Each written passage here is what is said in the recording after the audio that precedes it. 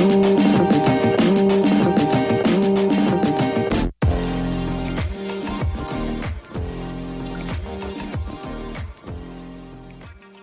Here's What Happened is a proud member of the But Why Though podcast community. Hey guys, welcome to another episode of So Here's What Happened. I am your host, Neysha, and I'm always joined by my lovely co-host, Carolyn. What up? What up? We are back for another episode to discuss another batch of things we have reviewed, watched, enjoyed, maybe not always enjoyed. Whatever. Y'all know we watched and read some things, and we're here to talk about it with each other and share it with y'all and ourselves. So without further ado, let's dive right on in. Carolyn, you want to kick things off with the books? Yes. So I think this is the first time in a very long time I'm going to be talking about a book. Because I think the last books I talked about were the Expanse books. And that was over 2 years ago. or I think so. Yeah, because we're in 2021. Yeah, the last Expanse book I read that would have been book 7 when they were doing season 4, right? So yeah, long before the pandemic and everything. So the comic I read is a graphic novel written and created by LaToya Morgan, and it's called Dark Blood. And I read the first issue, and it's great. It has me really intrigued about what's coming up in this series. So it looks like it's a mystery, supernatural, sci-fi graphic novel, and it's taking place in the early 1950s because it happens after World War II. And our protagonist is Avery Aldridge. So I believe he was a member of the Red Tails. So because this is the first book, we don't have everything about him. But from what I'm gathering is he was a member of the Red Tails. And if you don't know the Red Tails were a group of elite African-American fighter pilots during the Second World War. And they have, I think their record still stands as having the most successful flights and missions and the least amount of deaths during missions. And as you know, with a lot of soldiers that fought during World War II, when they came back to America, they faced extreme racism. They were targeted, persecuted, and tormented by white people. And this series is kind of going to explore that. But it also does have a supernatural element. And I think I really love the graphic design for this. It's like old school comics. And I mean comics from that I used to read in the late 80s and the 90s, those old Spider-Man comics. And so it looks like that. And I'm wondering if it's going to have a noir aspect to it. We're not sure yet. But it's definitely going to be sci-fi and supernatural because something happens to Avery. There's this thing called an event that's called the Variance that takes place 10 years before the start of the book. We don't know what the variance is. We don't know what the variance does, if it's connected to the war, if it's something that happened to Avery after he came back. And I'm just intrigued because I'm like, what is the variance? I think this is going to be a special story because we're going to get a story about not only a Black man, I'm thinking, with superpowers, but also it's going to tie into the Red Tails. And I think this is a great way to introduce people to the history of the Red Tails and the story of African-American soldiers when they came back from the Second World War. Now, there was a film in the mid-2000s about the Red Tails, and I think that was a pretty good film. But apart from that, you don't really see any mention of them in media, whether it's in film or TV. And I think it's special to have it in a book now. And one, I think, written by a Black woman. So if you're not familiar with LaToya, she's written for AMC. Which means she's also written for The Walking Dead, Fear the Walking Dead, as well as Turn, Washington Spies. That was a fantastic series. It was about, the American Revolution where, like George Washington and that kind of stuff. And I really enjoyed the series. And I think LaToya has a knack for writing mysteries and also getting rid and giving a lot of historical context to her writing. This is going to be a cool series. It's going to be monthly. So when you want to get your subscription, you'll be getting monthly subscriptions, I believe, and it's by Boom Comics. So you can go on Boom and check out the comics and the other products and order the comics because I think it's really important, especially to support Black female comic writers. Because the last one we spoke about was Stephanie Williams, who had her book, Help Me, Neysha. Oh, Living Heroes. Living Heroes. Oh my gosh, I can't believe I blanked on it because I was thinking Living Single, but I'm like, it's Living Single, but I can't remember what the word was. My brain just Living Heroes, and also her new book from DC. Well, her new title from DC too, starring Nubia. Yeah, it's just like so happy for our friends. So happy for guests of the show Happy and for. friends. I know, like we have some amazing.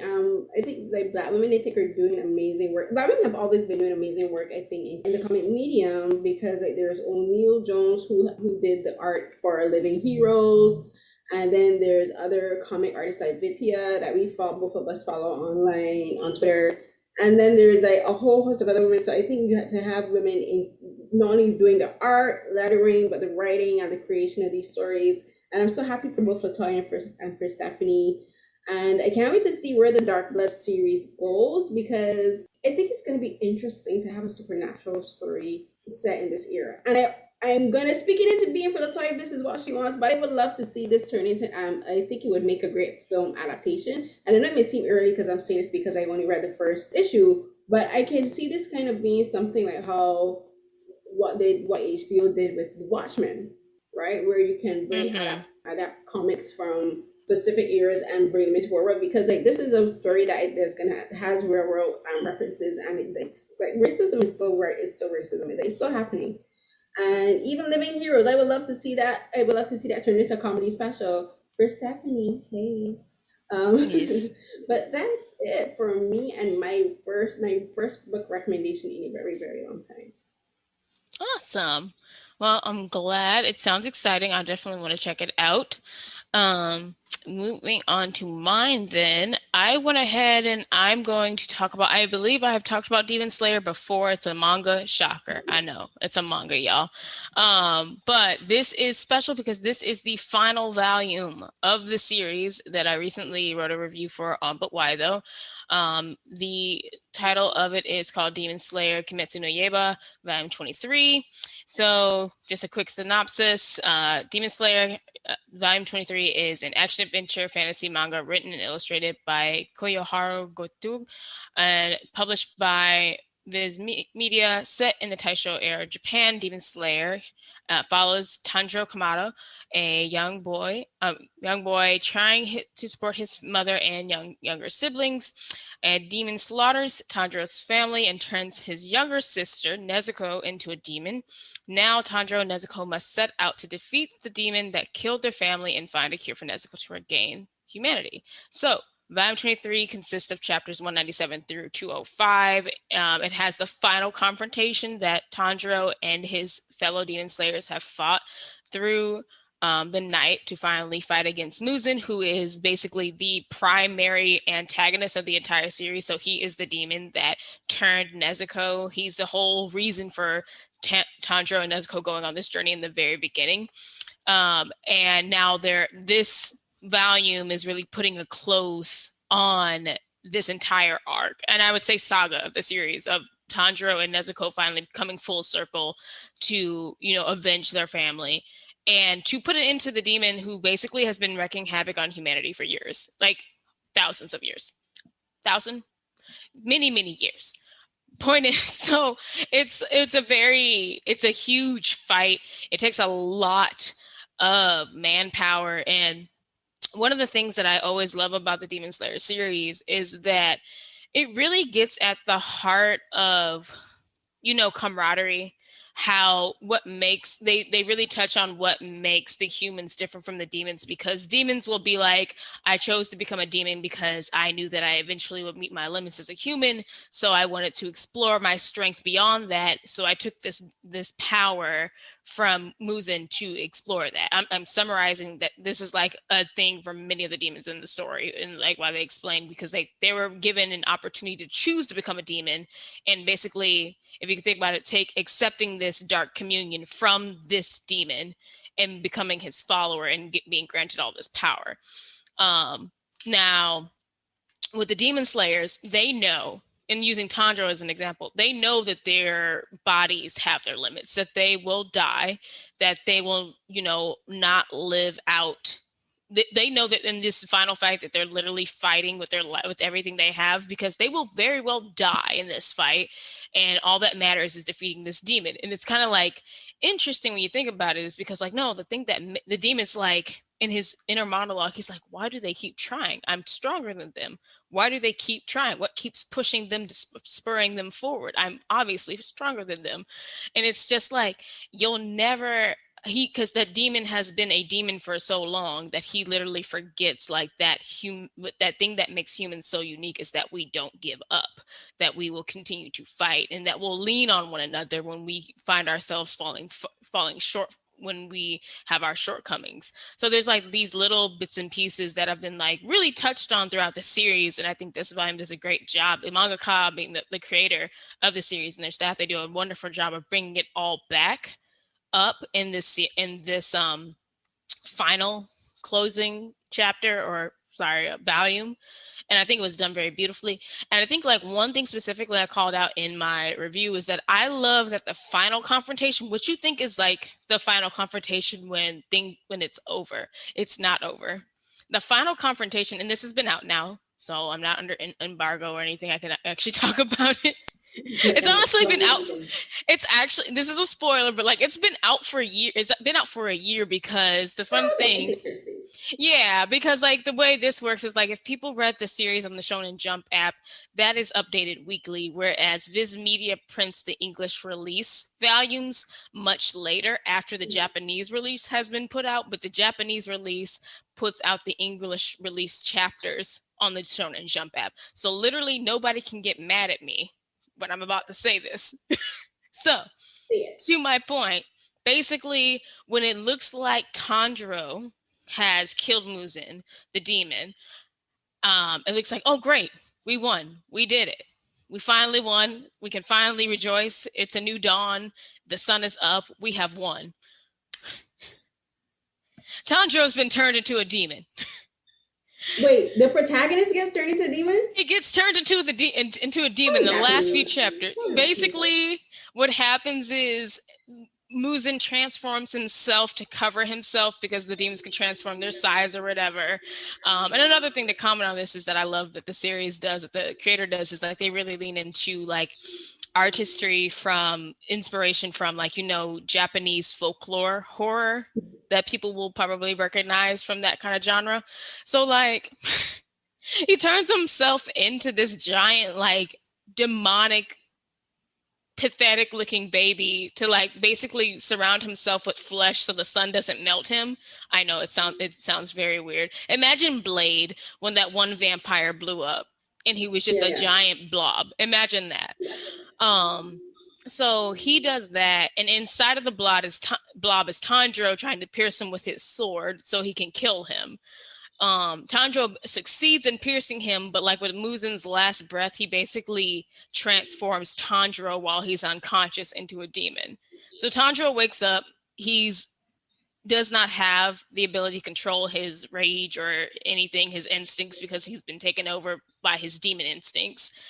But internally, there's a battle going on inside of Tanjiro for him with Muzan, because Muzan's by injecting his blood into him or whatever, he's trying to like take over his body and be like, okay, I died, but I'll live on through you and you'll be my successor.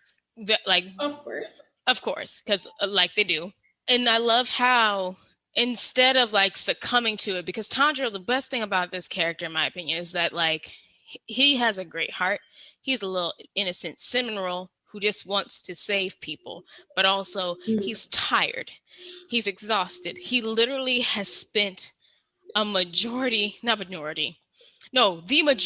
of this series all to like save his sister's humanity, to find a cure, and to end the reign of this demon. And he's just tired and he wants to avenge his family. And then like inside of him, there's this internal struggle, and the demon is telling him like, you should rest. You give up, give in. You should rest. There's no point in going back now. You're a demon now. No one will look at you the same, because like, while he's unconscious, his body is awake and he's like slashed at people and attacked people. And like, he's saying like, you've killed people. They'll never forgive you. And he's just like, I don't care. I can hear them crying for me. They must be worried for me. And it's like, there's this panel where he's like, I don't care. I'd rather go back and face it than to give in and succumb to it. And I think like and it's just, again, beautiful, because it's like, Muzan, being the demon, cannot comprehend why would you ever go and face these consequences when you could just become a demon and live forever. And whereas Tanjiro was like, I know I'll die when I go back, and I know I'll face these consequences, but I'd rather be alive and human. Mm. And like, it's the inner struggle and the dialogue that I think the creator does so well in those scenes, where it's like there's no action in those final moments. It's all happening through dialogue, for Right. the inner struggle between them. So I think that's what really got to me, and I found it to be a beautiful way to end the series, because it's something that's touched on like repeatedly throughout the series, and I love how it's never been done in a way that seems like it's boring, if that makes sense. I can never get tired of it. But yeah, y'all go pick that up. So this is the end of the series, like, or is it just like a temporary thing till they do like another This is like the end. Yeah, no. So this final, if the people want to buy the printed version of this, like the book, it comes off August 3rd. So by the time this episode goes out, y'all will be able to buy it. But yeah, this is the end. I don't know if there's any news if they're going to be there is a synopsis at the end of it. I didn't want to give it away. mm, Not a synopsis, a prologue, epilogue. There's an epilogue at the end of no. the there's an epilogue at the end of the volume, which I think is very beautiful. And I think a lot of people will enjoy it. Basically, it deals with reincarnation. So it's kind of like another thing they touch on in this series is just like, if we didn't have to live this hellish life, what would our lives been like? Like, what kind of people would we have been? Or like, and you kind of get to see a Like, glimpse of that for the heroes through their descendants, and you can choose to believe that they're the reincarnations or it's their descendants, but I like to believe that a bit of them is reincarnated in their descendants, and they're able to live mm. out their lives as normal teenagers who don't have to become soldiers to fight demons and be happy. That sounds like when you watch some of these, is it Wong Jung dramas? Because I don't think it's the exact genre, but it sounds like some of these, particularly the Chinese epic period dramas, where Mm, like, let me see, I'm thinking things something like the Untamed or even Word of Honor is the one I would say, kind of like where you have mm, these endings, or even like I would say even the fan fiction version of these extremely dramatic stories where you do have characters that you're talking about, how mm-hmm. like it seems at the end, like the ending is kind of ambiguous. And you're like, so wait, is he finally gonna get to live in peace? Is he gonna go off and die? Like those kind of ambiguous endings.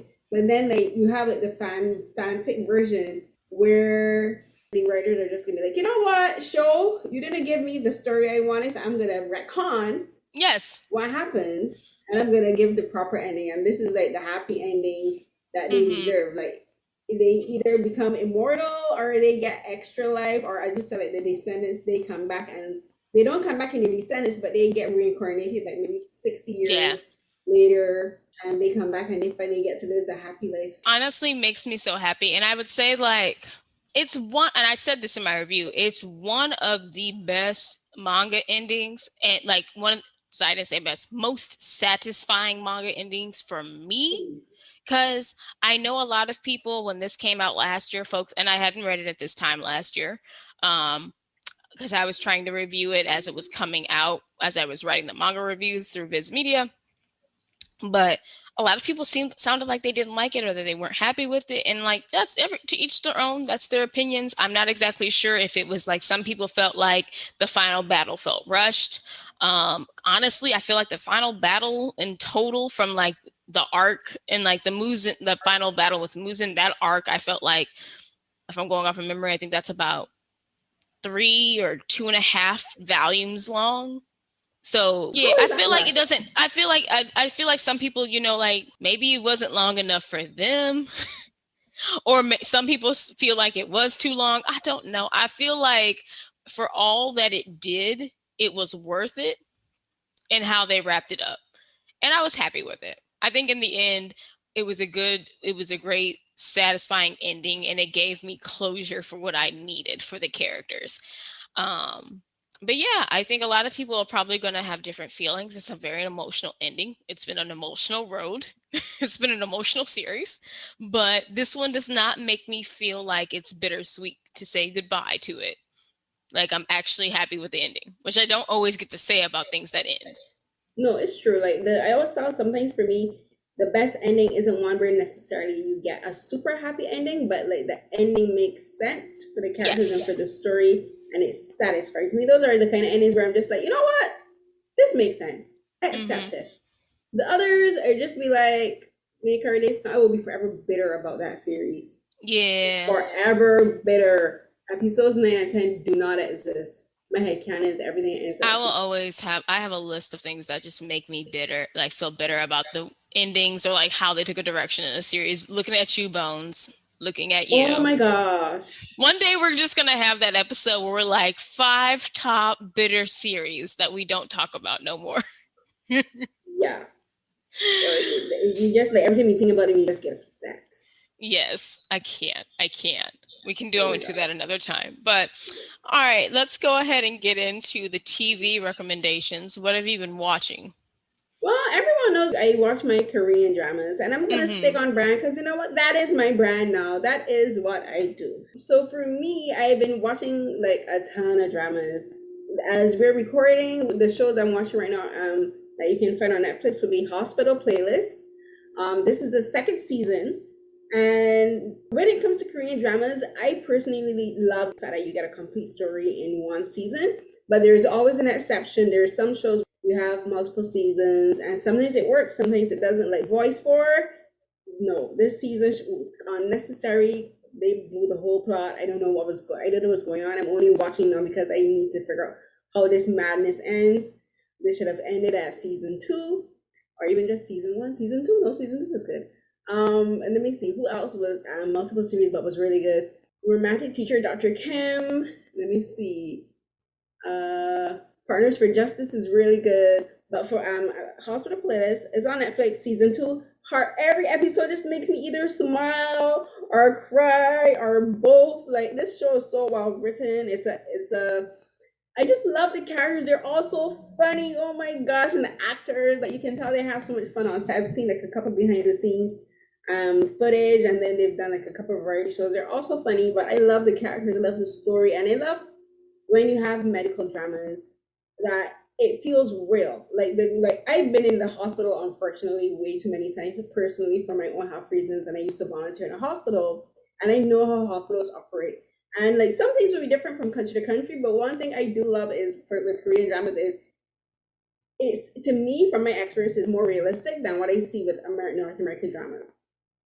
And what they do with this show to me is more realistic. Like for instance, doctors are not always hanging out in the ER. They don't. They're either stuck up in their office, they're out playing golf, running a private practice, or if they're in a hospital and performing surgery. They're not there waiting in a ER that you call them and they turn up. No, no, no, no. It's the nurses and the physician's assistants and the interns that are always in the hospital. Surgeons are usually if they're performing things. The other doctors no. But I appreciate the series for that because it's more realistic and I love the different cases and I love how they sometimes bring back characters who like someone had a surgery in season 1, they could bring him back for like a little cameo. And I'm loving it. And then there's the Devil Judge. This one is found on Viki. It's a legal dystopian drama. I'm loving the clothes, the fashion, even the villainess. I hate her guts. Kudos to the actress; she's done an amazing job. That makes me, if I hate a character, it's like all because the actress is doing such a good job. So I'm like, Sona, you may be a bitch, excuse my language, but you know how to dress. That woman is never caught slacking in the wardrobe department. I want all of her outfits. And I've been watching some Chinese dramas. I started You Are My Glory, which is kind of like if you're familiar with like Chinese game dramas, that's what I call them. It's like a mix of Love O2O Mm-hmm. and if you and The King's Avatar.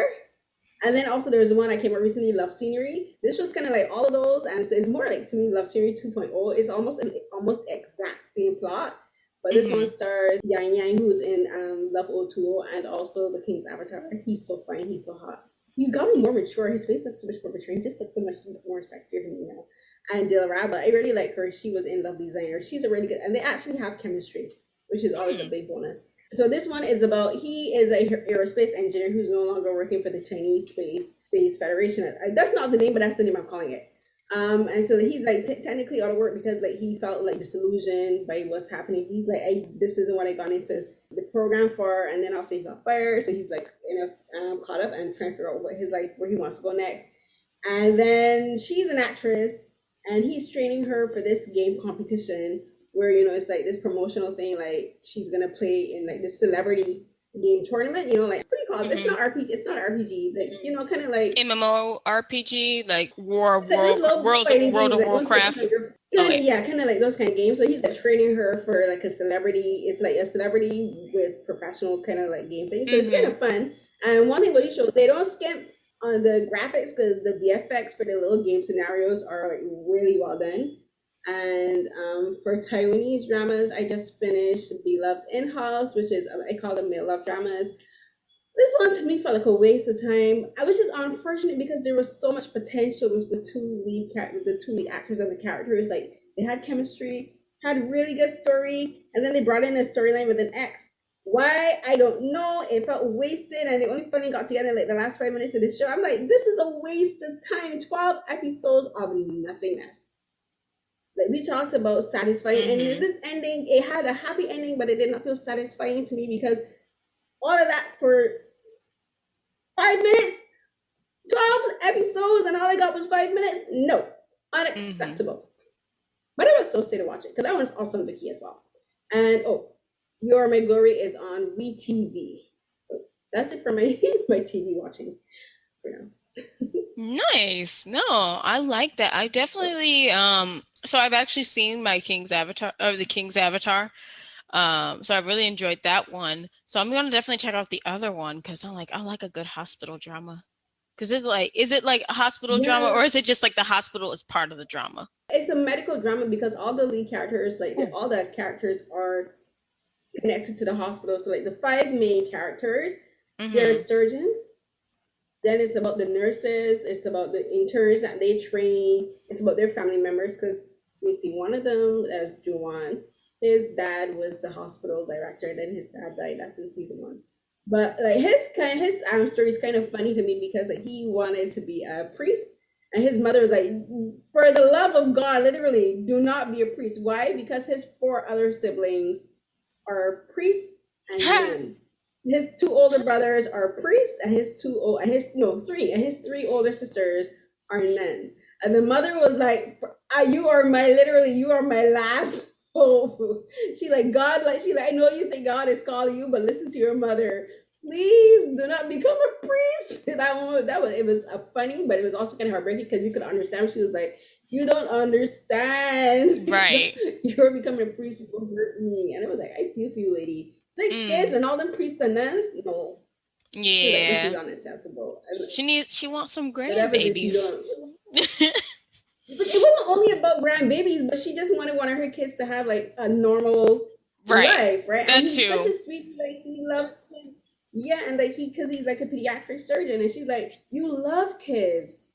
Why? And she's and like I didn't think it was a really good discussion because she's talking about how people think, "Oh, I want to live a life of service, so I can become a priest." She's like, you're living a life of service now as a doctor, as a surgeon. That you are doing God's work. You're helping families. Like how you're saving kids' lives. How is that not considered living in service to God? And like I thought it was a really interesting discussion to have because there are a lot of people like especially who grew up in church, they say, "Oh, you got to do this, you got to do that." So and she's like, "Are you not literally not doing that right now?"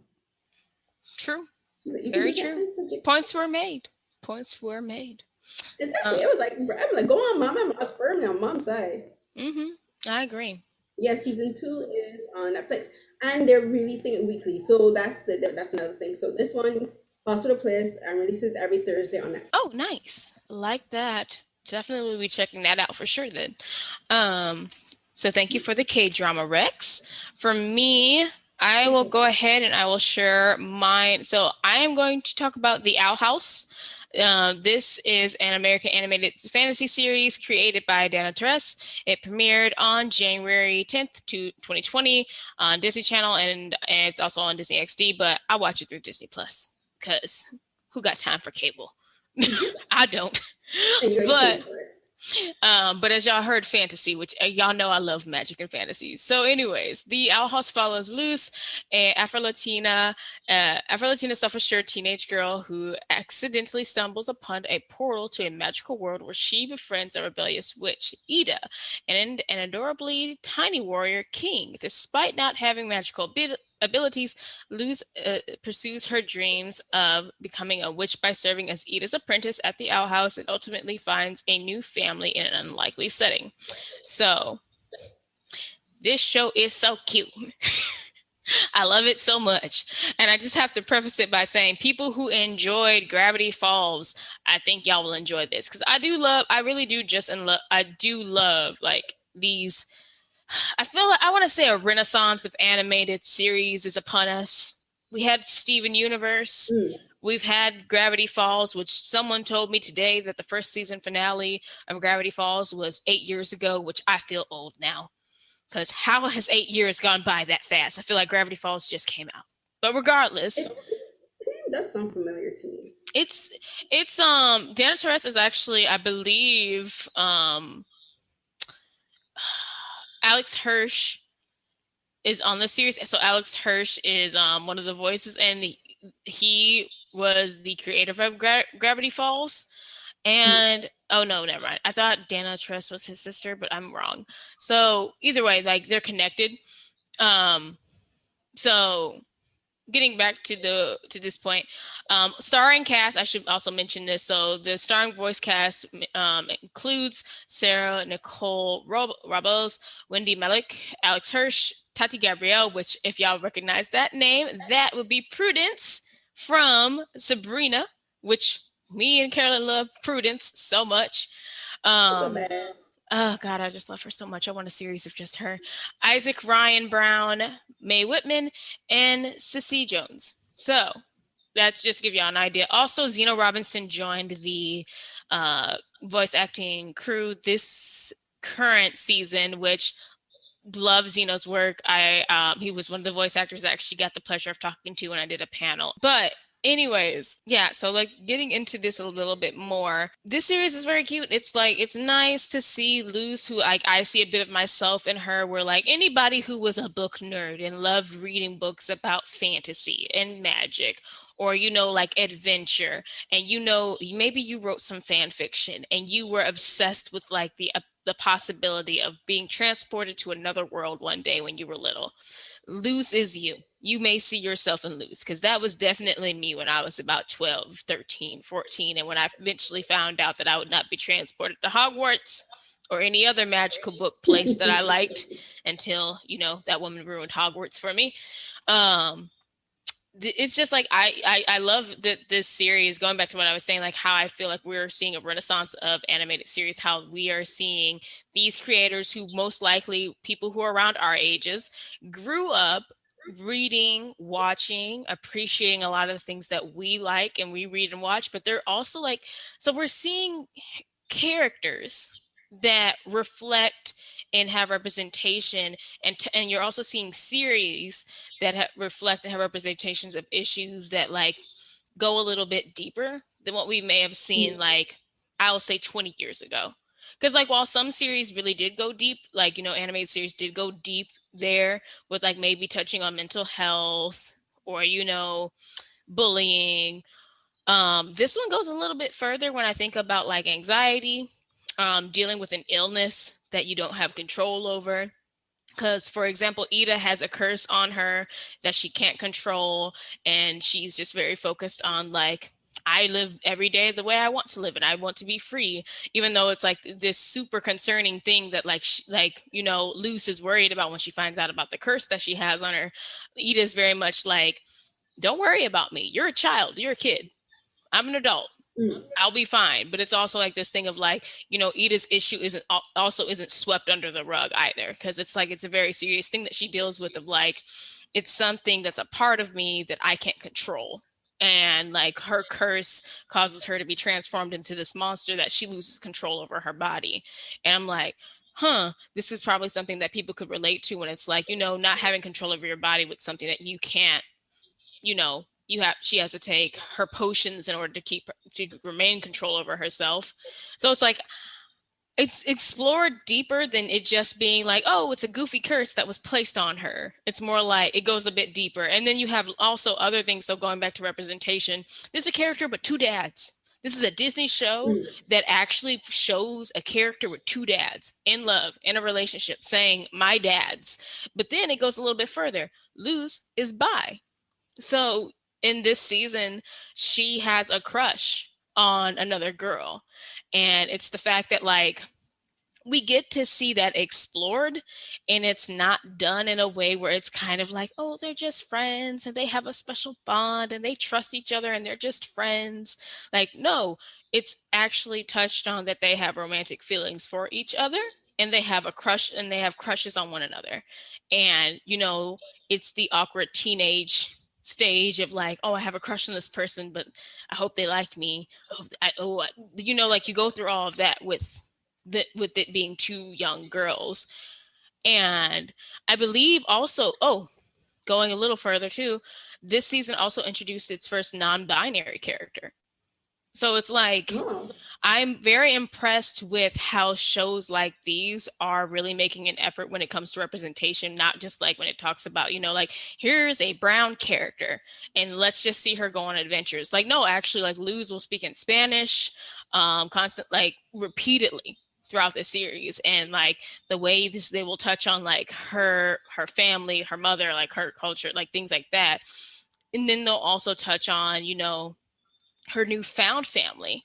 And so like there was an episode where like King, he's like this adorable little puppy looking demon, and he's like, I choose to name myself, like, I'm choosing to name myself Clawthorn. So he takes Ida's name. So it's like it really touches on found family and other parts of representation, which I think is like, it's nice to see more of that done, and not in a way where it's just like,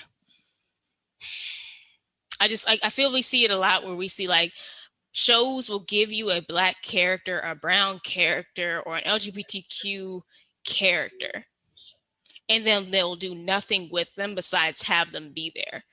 And like, you know, it would be more, I'm more impressed with the fact that like we're seeing them like actually explore and show examples of like Luz like having a crush on a boy and also having a crush on a girl. It's interesting that they're doing this in an animated show because Disney fails to do it in their live action films with grown adults.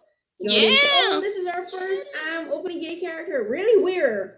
Where? Because They're we had to sitting down search for and then him. they're sitting down like we only know they're gay because you said that they're gay. There's nothing in their dialogue, nothing in their mannerisms, nothing about anything they do that says they're gay, says they're queer. Like they talk about Loki, like We had one line.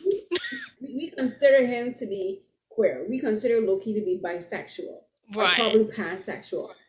But that's our own inference as fans onto the character because Marvel has done nothing to really Right. like. They It's gave nothing that one line and that was it. And it's like, even then I'm like, that's it's still open. fine It's to still open to confirm. interpretation. Right. It's like, that's great. You confirmed it, but also like, are you going to do anything else with it? Yeah. And that's kind of like where I love and appreciate the creators with this. Cause like there was a prom episode of as they call it, Grom. And you had the whole episode where, Amity, the girl who has a crush on Luz, is trying to work up the courage to ask her out to go to the dance with her. And it's like, it's very cute, it's adorable, and it's just like realizing that like she, like, you know, Luz is just kind of like oblivious to the fact that she likes her, because they started off with like not being the best of friends or not being friends period, to then eventually becoming friends, and then eventually like Luz realizing she likes her also. But it's like they had an episode where they danced together closely, like as if they were romantically dancing as partners, not just as like two friends dancing. And I'm just like, the amount of people that probably showed a bit of rage at that episode compared to the amount of people who rejoiced at seeing that episode and having Luce's like bi identity confirmed was a beautiful thing to see, because we've seen her crush over like a boy or like be attracted to a man, but like I think there's been a few, I don't think up until that point was there any indication that like I mean, I think maybe I have to rewatch it, which I wouldn't complain about rewatching it. But like the whole point is that like we're seeing it done, and it's not this inner struggle that Luce has to have about if she likes someone or not, or is it okay, or is it or is she confused, which like is like, and I'm not negating any of that like journey for people and characters when we see that, because I'm sure that's somebody's journey. But I found it very refreshing for Luce to like just exist and being like, I find this boy to be attractive. I find this girl to be attractive. And it's not an entire episode of her like, you know, not knowing or doubting or like, you know, doubting her feelings. Like she literally is following her heart with who she is in love with. And I'm like, that's very cute.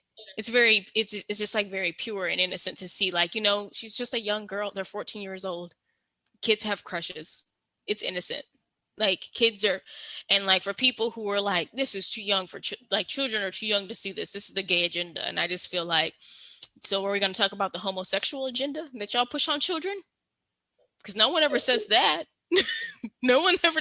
You mean the heterosexual? You mean the heterosexual agenda? Sorry, did I say homosexual agenda or just say heterosexual? Yeah, you mean the heterosexual agenda. Jesus, I was so caught up. Yes, the heterosexual agenda. But yes, the heterosexual agenda that people will be like, y'all don't complain when you see a prince and a princess kiss. So when like a 5-year-old sees that, but then y'all make it seem like, oh no, your 10-year-old can't see like a girl kiss another girl, because then you'll have to explain what, you know, different identities are, and that everyone may not look like you, but how about the child who like can relate to those characters and being able to see themselves in those characters? I think that's a beautiful thing. So I don't know. I love this show for a lot of reasons. I think it does a great job of exploring a lot of different issues, and it does a great job of taking representation and doing something with it, instead of just being like, look of how inclusive we are. We have a brown main character. That's it. I think it's good, especially if you're getting an animated show. It's just as we were saying, if only Marvel and Disney would commit to the same ideals, I guess you could say, with their live actions, maybe one day we'll get there. I mean, this is a Disney show, but I feel like this is definitely one of those shows where I'm like, I'm sure the production, the creators, they have to fight for everything they do with it, because I truly cannot remember a TV show on Disney that has had a bi character. Or even had gay representation. Like I said, like there's a character with 2 dads who are married to one another. And like I know there was an episode, was it Sunny with a Chance? No, not Sunny with a Chance. Good Luck Charlie. That was like a show like way back. It's old. It's old now, because like I was definitely in high school when it was on. But like there is an episode that never aired, but apparently there was an episode where there were 2 moms. And like again, it was a joke where like the parents were like, I thought you said you talked to so and so's mom to set up a play date. I'm like, and the dad was like, I did talk to so and so's mom. That's not her mom. And the other mom's like, well, that's not the mom I talked to. And they're like, oh, moms. And I'm like, cool. So even then, like this is still like far beyond like stuff like that back then. I think this is much. I have hope for Disney to get there. And I guess like when I look at shows like, and I say hope for Disney to get there because of creators like Dana Terrace, when it comes to this, who put in the work, and her team to put in the work with this and get it to where it is now. Because when I look at shows like Steven Universe and how far and how much they really committed themselves to making representation and talking about issues of like mental health, but also you like having non-binary characters, having, you know, LGBTQ characters, having discussions about like mental health, anxiety, depression. Like these are things that toxic relationships, like I could go on, like there's so many discussions that happen on Steven Universe, and I feel like these are things that Steven Universe, I feel like, paved the way for a lot of other TV shows to hopefully get there. And I feel like Cartoon Network does a great job of really pushing that narrative that they are a place for inclusive and representation. Whereas like other places, you know, let's not act like Nickelodeon didn't put Avatar, you know, what was it, Korra? Yeah, they put Korra on. That's when they started streaming it digitally, and because it got a little too heavy with the content. And then it was eventually because the creators wanted to show that Korra and Nasami were together. Like they had to fight for that. So I don't know. We'll see. I have hope for things to get better though, with all these creators out here. But I've digressed enough. I'll get off my soapbox. But okay, let's wrap things up with movies. Would you like to go first? Because I believe this is one we both saw. Yeah, so this the movie we're gonna talk about today Mm-hmm. is Black Widow. So this is the 2021 movie, the one that is 10 years too late. Directed by Kate Shortland, screenplay by Eric Pearson, story by Jack Schaefer and Ned Benson. Now this film, I spent $40 to watch this film. Oof. On Disney Plus, and it came out to $40 because of the exchange rate plus taxes. And that film is not worth my $40. It's not worth $35. It's not worth $25, especially if I'm not getting concessions with it. I didn't get any kind of perks. I could have been. I think I deserve at least a sticker for watching it. It's not terrible, but it's also not that good. I think it's actually fairly basic. It's not worth $40. I'll say that. Sure, Not 40 if you're in the there's Canadian dollars. there's very few films, no matter how much I love them, that are worth $40. And as I said, this film to me seems pretty basic. Like the storyline is super predictable. For one thing, because we know she doesn't die at the end, so there's no stakes to the story. Like there's tension, but there's no real stakes for like, is she gonna die? She fell off that building. Oh no, will she live? Now we know she lives because we know she falls off a cliff at the end of in Endgame, so we know when she ultimately does die. Mm-hmm. And this film, and it also the plot also doesn't really make sense when you consider the fact like it's centered around. Okay, so the plot is about Natasha. We get her background, so we saw how we saw her growing up in Midwestern America. I think it was Oklahoma or something like that. And she's living with this family, and it turns out they're not her real family. They're all Russian spies, Mm-hmm. and they're basically called back to Russia, and she goes back to work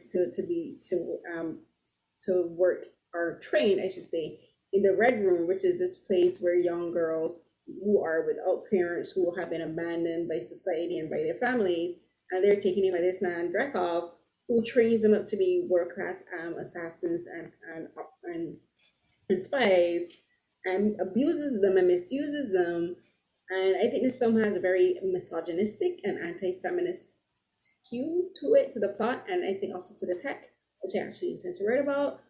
But it really doesn't really make sense in the fact like Drekhov has this massive floating metal and glass city in the sky, and somehow we're supposed to buy that the Avengers did not know about him, did not know about this, did not know about the existence of the Red Room. It doesn't know anything about Drekhov, doesn't know anything about the other Black Widow assassins. Excuse me, Houseway. You how did no how is this a secret organization and he has this gigantic floating castle? How? I was just waiting for that to be explained. Was there some kind of stolen Stark tech that cloaks you? Because, like, I get that, like, it was invisible, but even if it was invisible, didn't Tony put, like, a satellite or something? I'm assuming, doesn't Nick Fury have eyes? Something, like, somebody's got to have eyes on this thing. Did we forget remember the heli carriers in Winter Soldier? All those massive things, like it's like that thing is bigger than the Avengers Tower. No cloaking device on Earth could hide something that big. Because no, I mean, well, even they if did it's have like they had from the the helicarrier thing, and they had like, so it's like it's one of those things where like even if But they the just helicarrier said it was a cloaking tech, I would have been like, that is at least explaining how you hit it, because otherwise I'm wondering, how does all of this energy, this massive thing that's producing all this energy, float in the sky and no one picks it up on a and thermal no one knows. radar? Nothing picks it None, up on a radar. none of the Stark Tech, nothing from Wakanda. Come I mean, on Wakanda now, ain't don't looking tell for me them. that Shuri and T'Challa.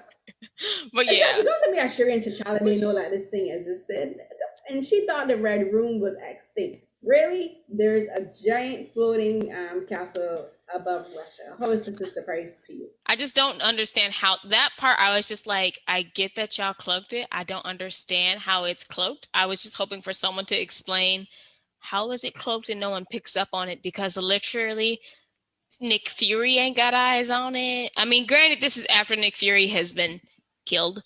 So he's out there on the run and he's not showing his identity. So, but like, even then I'm like, no one could pick this up on a radar. Nobody. No, Jarvis. Oh, Jarvis ain't Jarvis. around, but Jarvis ain't been around at this point, because it's after like Civil War. But no, I So, mean, like even oh, you mean before, like previously? during like the construction stage, this is something that this man built. This would have taken at least like what 10, 15 years to build, Who construct, knows? or even what? It don't make sense. Like, that's like a plot hole. That's kind of just like, how did nobody was it that nobody, is it just like one of those things where like it's not, it's kind of like in Captain America, like in the series with like Cap and Winter Soldier, when they were basically saying, you got aliens, super soldiers, or magicians. And did this just not fit into like any of the big three where y'all cared enough to like explore it? Because I do agree, like, okay, I get that like the Black Widows operate on like on such a good, like, they're good about keeping things quiet and making sure nobody finds out about them or sees them, because if you saw them, you're dead, you're gone. But it's also no one was probably looking for them or cared, because it didn't impede on any of the things that they like you said, like Thor's not gonna go look for them because he don't know about them. But like, if they went and like killed Natasha or like did something to her, of course then Thor and them would use all of their powers to locate them. And I'm sure, like, so I feel like it's just a matter of like, if they were operating under the radar enough for them to not care to look for them, if that makes sense. But even then, that still doesn't make, because Natasha's saying she thought that she killed. Yeah, and they believed that they thought that was the Red Room, but that was it. Like, how? You're a super secret spy. You didn't confirm the death. Like, unless you did a double tap to the chest and one to the head like John Wick, and you made sure he was dead, you left it all up to assumption. That didn't make sense. I'm like, she's supposed to be one of the world's best spies. How did she make such an amateur mistake? I guess like it comes down to her saying where like the building was like destroyed, like how they said like they literally blew up the building. It is a James Bond plot. It's definitely a James Bond plot in the way to like of course y'all have to have tension and have to make us believe that dude is dead and the Red Room was gone, but like we know it's not gone because here we are, the Widows are still operating. It's just I don't know. I'm like, now that you bring it up, I would definitely agree that it's just like, yeah. The only way I can think about it is like they operated where like they did not pull up on the Avengers radar enough, so people didn't care enough. And then there's the whole wanton destruction in this film. Like, this is something I've talked about before when it comes to MCU films, where there's so much damage and so much collateral damage to civilians. From the first chase sequence in down the streets, like they damaged so much personal property. People died in that chase, and neither Natasha or her sister Yelena seem phased by this. Like, I know you're hurting criminals, but you've also supposed to have been able to find your morality and your conscience. So are you not worried about the people whose cars you ran through in this pursuit? Like, you know what I mean? Like, all these people sitting in these cars are dead. Like, you flip cars, crush them, all this stuff. And then there's like the prison when they caused the avalanche.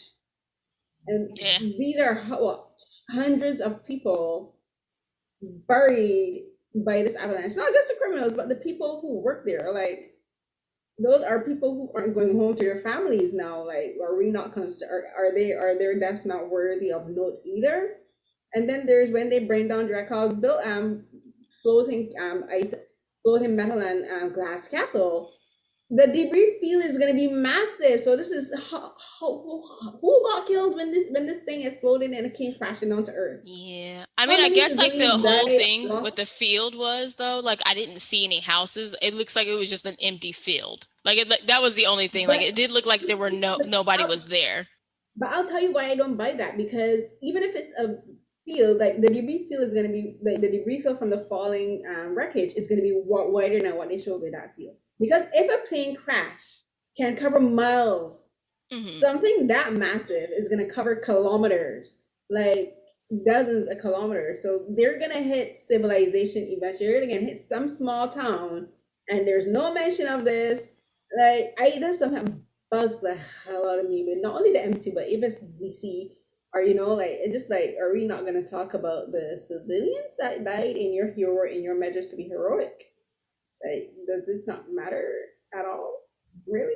It's like, yes, not worth $40. I'm bitter about that. I will say I liked it better than Captain Marvel. Really? Yeah. I liked it better. I actually enjoyed it better than Captain Marvel.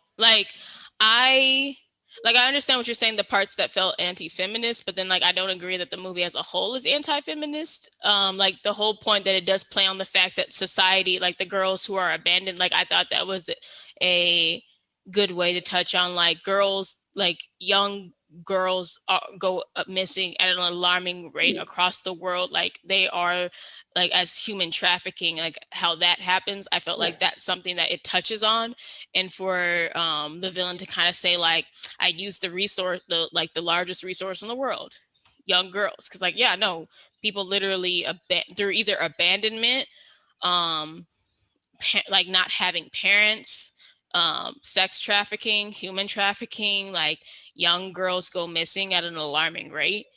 And I think that was something that like, even though like it's touched on lightly, I was just like, saying that, I would hope that people understand like, because it kind of like also made me think that, so there was there was in Black Panther, when Nakia is on her mission, on her war dog mission, and she is helping to rescue child soldiers and young trafficked women, and like stopping them from becoming like taking in to be human trafficked. And I thought like, how dope would it, I'm like, this is just like a quick thought I had, like it would be dope to see like that crossover, because like we know that war dog, like there's more than one war dog in Wakanda. Like they go off and they do missions and they save young girls. So like, to your point, Wakanda could eventually have found out, if anybody was going to find out about the Red Room, it would have been the Wakandans. I firmly believe that, because all they would have had to do was mess up and try to take a Wakandan girl. All they like, and even not even a Wakandan girl, just step foot on Africa on a part, like on a country where like Wakanda is on good terms with them, and they'd be like, nah, y'all done messed up. Now we got to go track you down and get our girls back. So like that was just a quick thought I had, going off of there. But no, it's true. It's true, and I did kind of consider that, because the other thing is like at the end of it, and this is where you know that this film is 10 years too late, because this would have been great something it's definitely too late. That came after is like, you have these women who are now, spoiler, released from the mind control, and they're going after Yelena, and that would have been a perfect pickup for, I guess you could also say, Agents of Shield, the series. Yeah. Like I could see that being a subplot in Agents of Shield. I could see that being a subplot in let me see. I would also say in a bunch of films, like in any of the MCU films, that could have been a through line throughout any of the MCU films, because like, if they need information, they would have had these women that they could have used, that they could have called on for like support and backup and like information. But because the film is again 10 years too darn late, like you can tell that this it feels like an unfinished story, and it feels like it's something it creates kind of like a plot hole in the rest of the films because like Yelena is never mentioned in the films. Yeah. This film is showing that she and Yelena ended on good terms and like they would have Mhm. kept in contact.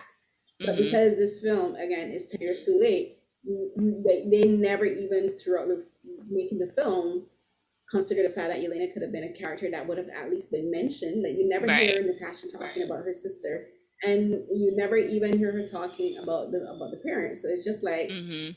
I mean, I it's think just the issue with it is like, and I even said this.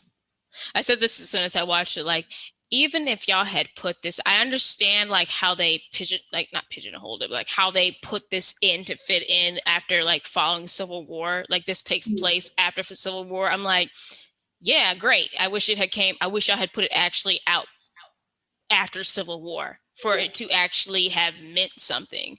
Because Mhm. then I would have this would have been a good way to kick off Infinity War. Yep. And then the stakes of everything that happened in Endgame would have been more impactful and I would have cared a lot more. And then you could have put the end credit scene with Yelena and I can't remember her name, the lady, the purple streaked haired lady. You could put her at the end of Infinity War as an end credit. She's basically going to be, we at this point we know that she's putting together a team because she was in Cap and Winter Soldier, and now we're going to see her again with Yelena. So like they're going to come together and we're going to see them in the Hawkeye series. So it's just, I just feel like I would have rather this film had came out even at the latest after Civil War because I think it would have meant so much more then, like Mm. for the character. Sure. It would have meant more then. Now could y'all have put out something like, and this is where I question, like I don't know exactly when the script was done or when it was assigned to be written. I know we were told that we were getting a Black Widow movie in phase 4 or phase 5 or whatever, but like things were delayed and everything with COVID. Like I don't blame COVID for this movie being delayed. I wholeheartedly blame y'all for not putting this movie out after Civil War because it would have been the best move to have it out then and then have it follow like Infinity War and Endgame. It just would have made more sense because it actually would have given her death meaning. I would say more meaning You in would have cared Endgame. more about her then. I would have cared more about her death, but I also would have cared more about the work she was doing to get everyone together in Infinity War and how she went to go and find people and get like Cap and them. Like you could have shown her and Cap meet up in the end credits instead if it came out after if it came after a Civil War, that you could have seen her and Cap meet up and say like, okay, we got to get everyone together and like them making their plans and going about breaking everyone out, whatever. It just Yeah, I just didn't care. I mean I cared in the sense where like I wanted her to be alive when we saw that end credit scene. I actually wanted her to be alive because I truly wanted for this whole time since Endgame, I wanted the Natasha that died to have just been a scroll, for it to have been connected to Secret Invasion somehow, for like, something, it's just something. yes. Because we know Secret Invasion is coming. We know that Nick Fury was a scroll. We knew that, Maria Hill is a scroll. So it's like all these things. I'm like, how, like, okay, that would have actually been, a decent way to bring it full circle. But I understand like that's just fantasy where it's just like that wasn't going to happen. That just wasn't going to be the Yeah. case. She's dead and she's gone and she's real dead now because Scarlett Johansson got that lawsuit with Disney. So, And it's not only that like the fact is Scarlett Johansson, especially it was in particular a lot of black women in particular have mhm. not been fans of Scarlett Johansson for a very I'm long not even a time. big of a fan of her. I actually just like Black Widow. No, but I mean the reason I say that is that Yeah. like there was really no interest in the film because of that. Like how many women on our tiers were like, meh. Like I myself wasn't really interested in it, partly because I'm not that huge a fan of Scarlett Johansson. Like we say, like when she died, when Black Widow dies in the Endgame, you're just like, meh. The only reason I was thinking about her death is the fact that I think Cliff is the one who should have died because he's a racist mass murderer, and he is the one who rightfully, deservedly should have been at the bottom of that cliff and not Black Widow because like her sacrificing herself for him to prove that It she is felt not a monster dumb. because of that nonsense that Josh Whedon wrote was Yes. BS. Which I will say a good part about Black Widow, which I think they did approve on because of the nonsense that was Joss Whedon's mess in Age of Ultron, where she's like, I'm a monster. We belong together. We should be together. When she basically equates her not having the ability to have children and being a mass murderer to Bruce, aka the Hulk's situation. And I'm just like, okay, I understand the trauma you must have, and like you got your own things going on because you're not able to have children, and that is a very traumatic and terrible thing because someone took away your choice, your ability to choose to have children. However, Joss Whedon could not write that shit right because that's not what was said. She basically equated being a monster because she could not have a child, which is madness. which is very much madness because you're not a monster if not able to have a child. Which it was very misogynistic. It was terrible. It was terribly written. Whereas like in Black Widow, at least they're like, they acknowledge the whole thing that happens. And I honestly am one for like the bruntness of, I like how bluntly it was acknowledged, where they're like, and how they talk about it, it's just like, yeah, no, it was a forced hysterectomy. They went in, they took everything out, and they forced us to do this. And now I don't have, like, when the Red Guardian is like, are you on your period? He's like, no, I don't got a period, you idiot, because someone took away my ability to have a child. And it's like, but even then, it that's puts still it. lame. But even the things with that scene that bugs me is the fact that the discussion even happens is because he says the comment is like her emotions are equated to her having a period. Well, yes, because and he's the a chauvinistic asshole. But yeah, but my point is like even now, why the hell do we still have men making these kind of stupid, idiotic, and ignorant comments? Because he's dated, though. That's the whole point in that scene. He's dated and he's chauvinistic, even if he does care about them at the end of the day. But is it even really that dated? Because like again, like this film is written by men. Like this screenplay is written by a man, and this story is it's written by men. But I'm not saying that like they seriously are saying that. I'm saying that they're leaning into the fact that men do believe that, and they say that shit still today.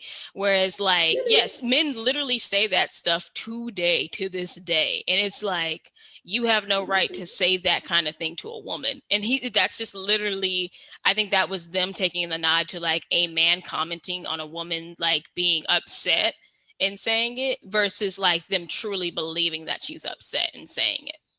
Just like it was like the commentary of it. I know, it's just the way it was done because maybe it's also because of my own personal issues too, but it's just like, can we not? Because I think it was like, what was it, last year or the year before, where there was a show, I think it was a Netflix one too, where this girl, like, she got her period, and like you would think it was a 1980s John Hughes movie where the boys were laughing at her, and even the teacher was laughing because she got her period in the middle of class. I'm like, it's freaking 2021, people, or 2020 when this would have been made.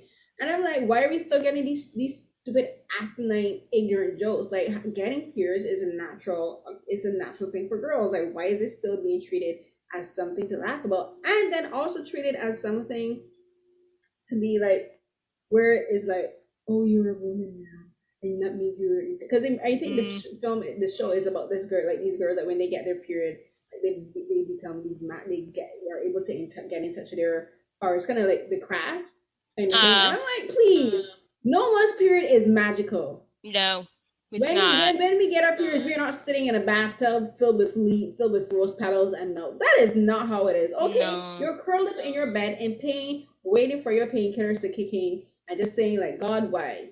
Yeah, I prefer the bluntness of it all. Like, I prefer people being very realistic of this shit and just being like, it sucks to have your period, and here's all the things it does to your body from a woman's perspective, not from a man's perspective, because fuck y'all don't know this, like, and excuse my language, but like, no, truthfully, if a man wants to comment on like the things that my period is doing to my body, all I have to say is F you, because you truly don't know. It literally, like even then. But getting You back don't to know the the pain. movie, I feel like things I liked, yeah, it was going back to that part. I like that at least it does a better job of focusing on Natasha's guilt with being having like with her when she talks about my ledger isn't clean and like her guilt when it comes to having killed people. We know that like a big part of that guilt stems from being the like her telling them like go in for the shot and blowing up the building, and like an innocent child who did not need to die, she basically uses the child as a way to know that the villain was there, and that girl is like caught in the blast and presumed to be dead. So Yeah. it's kind of like I like that we actually it's no longer just like this grandiose thing of her just keep saying like my ledger's not clean and like kind of like washes away. I'm like, we get it, you killed people, you were an assassin, we get it, but like can we actually have someone explore that a bit deeper? And I will say at least we got that a little bit more of like her feeling like it's not just that she feels guilty about that death, she feels guilty about abandoning her sister. Yeah. But overall, when it comes back to it, I just wish this came out at the latest after Civil War, because it would have meant more and I would have cared, and we would have, like you said, the stakes would have been higher. We would have cared more about that death, and the end credit scene would have made more sense as an end credit scene at the end of, I guess, Endgame. But Marvel's gonna Marvel when it comes to female hero leads. I do, for one, say though, this we know for sure they were never going to make a Black Widow movie first. That this was not going to be the first movie they made as like a woman-led movie. Yeah. Just because murder, espionage, killing, like, and I think that they touched on that a little bit, but they go a little deeper. And I think was it Florence Pugh is her name? The character who plays Yelena. She steals the show for me, which I think is rightfully like what they plan to do from the beginning, where it's like it's truly a swan song for Scarlett Johansson's character, and it's a rocket launch for Florence Pugh to become the new Black Widow, as we like get this new character and we're like, oh, we like her. She's funny. She's edgy. She's cool. And we'll see more of her in Hawkeye. So this all just felt like it could have been a free movie on Disney Plus. But it was not free. Or released it 5 years ago. You could have at least only charged $15. Disney has to rethink that price point. They really got to rethink that price point. But the price points aren't even equal, because Mulan, I think, was cheaper, wasn't it? Mulan was about $20. They've all been the same for here for us for Premier Access. It's all been $29.99. So for all the Disney movies that came out this year, as for me in my house, we will continue to enjoy HBO Max, or I will continue to collect $10 from each of my friends to watch the movies in my home. Because I would do that if I had friends to collect $10 from. Girl, listen, we gotta start sharing passwords if we could. You can edit that part out. I'm just tired. I'm tired of this. I'm tired of the charging exuberant prices. Like, you already pay a subscription fee. Why? At least $15.99. You're a $1 billion company, Disney. Have a little mercy on the rest of us broke people. Please. But with that, because it's going a little long, I'll save my movie review for our next episode, because it is the Fear Street trilogy. Yeah. And we can get into that. If Carolyn would like to watch it, she can. Oh, I do intend to watch it, actually. I was intending to watch it, but again, I got caught up, and then we have film festivals coming up. So. Oh yeah, that's right. Let's segue into telling the people what's going on as we close out.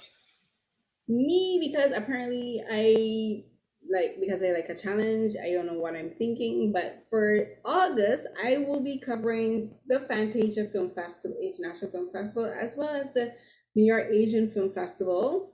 for So Here's What Happened. And then in September, I will also be covering tips like I normally do.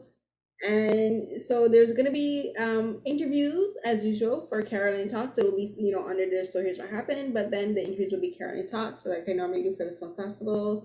There will be reviews of the films. Follow my Twitter handle at CarrieCNH12, and you can follow the hashtag. The one for Fantasia Fest will be hashtag SHWH Fantasia, and then for the New York Asian Film Festival, it will be SHWH NYAFF. So you can follow those hashtags and see what films I'm watching, my thoughts on the films.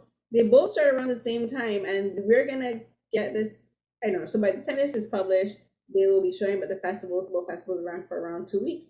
The New York Asian Film Festival starts August the 5th, and Fantasia Fest starts August the 6th. So there's plenty of time to go onto their websites and buy a ticket for the virtual screenings. I will not be advocating for in-person screenings because we are still in a Ponderosa. But you can get tickets for the virtual online screenings for both festivals. They have some amazing lineups from across Asia and North America, in particularly for Fantasia Fest, and for the New York Asian Film Festival is predominantly South Asian, Southeast Asian, and East Asian films. So yeah, there's that. And for Nisha, what do you have going on? Oh, girl, I'm getting ready to start grad school at the end of this month. So, which I guess, like, as I said, the end of this month, August. So I am not covering anything, but I will have some more manga reviews coming out. I'm actually I think I'm gonna use my last month of freedom where I don't have to write papers for grades, to write a few think pieces that I have been, rolling about in my head, and see what that takes us. But we'll see. We shall see. But I'm not covering anything this month just because I wanted to focus on writing more manga reviews because I feel like I was kind of lax the last few months or the last month. Yeah. But that's about it for me. And with that, y'all can find us at SHWH_pod on Twitter and also on Instagram, where y'all can follow us there too and engage with us. And also, y'all can also follow me on Instagram and Twitter at Neysha Plays. I'll also be trying. Oh, I guess another thing, I'll try to do a few more cosplays before the end of the year. So if anyone has any ideas or recommendations, let me know. Maybe I should do a vampire one for Halloween this year. I don't know. I'm looking for ideas and inspiration, but that's about it. And where can they find you? You can find me on Twitter and Instagram at CarrieCNH12. That's CarrieCNH12. You can follow me during the week for my drama live tweets using the hashtag dramas with Carrie, as well as my YouTube channel where I have interviews for my Carolyn Talk segment, as well as Beyond the Romance drama podcast / YouTube channel is what I'm calling it now. And my coverage with the African American Film Critics Association, where we do interviews with Black creatives in the film and television industry. And for my recent interviews of Beyond the Romance, I recently interviewed Christine Cole. She is a producer and director, or PD, for the Netflix K-drama Law School. So you can check out my interview with her on my YouTube channel, as well as Beyond the Romance podcast on bythepodcast.com. And you can watch the show Law School on Netflix. I think it's one of my favorite legal dramas in a really long time, for sure. And I also spoke to a friend, another film fan, Daisy Sim, about the Korean film The Wailing. So this is something I'm trying to also start doing, where I'm going to be interviewing just film fans, and we're going to be discussing films and just having a blast talking about films, and that's it. Yeah, you can catch other interviews for Carolyn Talks there as well as on the podcast, because I will have the video and the podcast for bythepodcast.com. And I am super busy, but you know what? I'm trying to do things that make me happy, and I love talking about film, so why not just see where that goes? Yes. Love that for you. And with that, y'all know where to find us, as we have just said that, and y'all know where to listen to us. So come back again and listen to more of me and Carolyn talking about the things we have watched and read for the month of August in the next episode. But bye. Bye.